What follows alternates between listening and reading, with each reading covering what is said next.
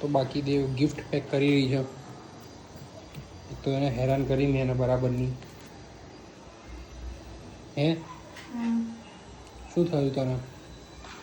કોઈ નહીં. કાંટો લાવો. દેવની ઊંઘ બગાડી મેં દેવ ચીડાઈ ગઈ છે બરાબરની. નહીં દેવ તો શું અડધો કલાક બી સરખી રીતે શાંતિથી સુવાની નહીં. પોતાને ના ખબર એટલે કોઈ ઊંઘવા નહીં દેવાના. અને પોતે સૂતા હોય તો હું આવું કરું છું. મેં શું કર્યું પણ? અને એ વખતે જો હું આવું કરું ને ઉઠાડું ને એટલે એવા ચીડાય એવા ગુસ્સે થાય ને અને એમના ગુસ્સે આગળ આપણાથી કઈ ના બોલાય.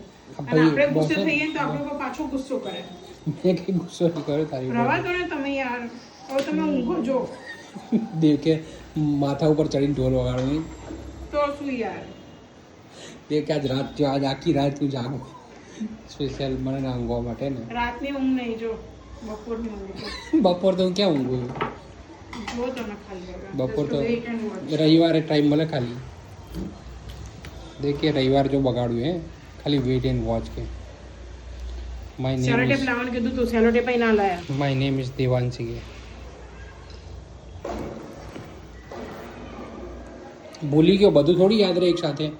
આ તો રેપર લીધું તો એટલી ના ખબર પડે. રેપર ને ઉતાવળમાં હતો. રીતે ઉતાવળમાં હતો. જો હું કેવું ચાર્જર લાવ્યો કરે કવર ચાર્જર. દેવ જોઈને દેવ શું કે મારે બી લાવું છે.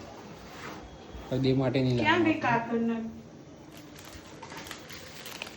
ક્યાં ગઈ ખબર નહીં ક્યાં ગઈ. બધો પોતાના જ હાથમાં છે ને તોય આવું કર.